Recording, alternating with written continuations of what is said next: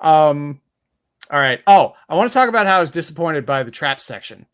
Because I think Josh and I talked about this a while back, how I knew we weren't going to get something like Grimtooth's traps, which is just those really insane, like 500-page volumes that just have these like progressively more insane and stupid traps that have like goofy little diagrams on them. I knew we weren't getting that because the DMG can't be that. And it ended up being something a little closer to like the Nord Games trap sampler sort of thing, like a really, really, really, really condensed version of that book. I would have liked to see a spike trap. Here's a pit trap. Here's a pit trap with spikes. Yeah, exactly. I wrote on our show notes, I wrote pretty standard Elder Scrolls stuff. Just like you're going to run into the same old traps in the same old places. Like I made a trap that was like a cheese fountain at one point. Like, and I'm not saying that we need something like that, but excuse me.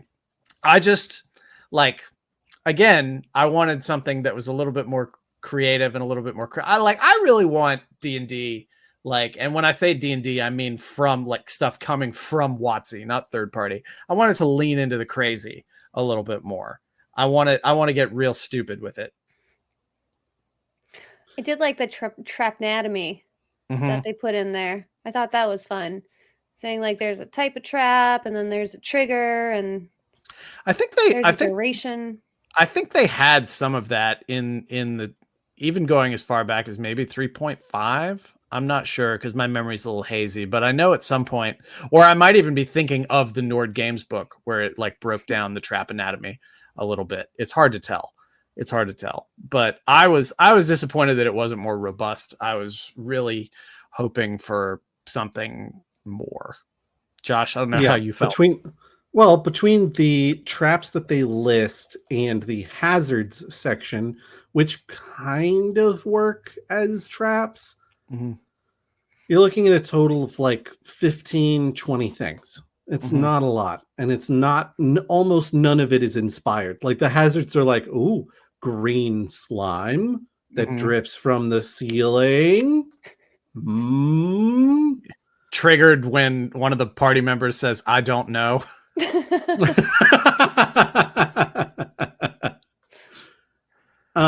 The building a trap section, I was so excited to see the text building your own traps, and I was like, oh, they did it. I didn't think they would, but they did. And then the building your own traps section is 2 paragraphs, each of which is 2 lines and a table. And I was like, get the hell out of here. Yeah. Come on. Do it. Yeah. It's building your own traps, but you have to buy all the parts from a kit. It's the equivalent of those like art tutorials where they're like drawing a horse. All right, draw 2 triangles and an oblong circle. Then draw the rest of the horse.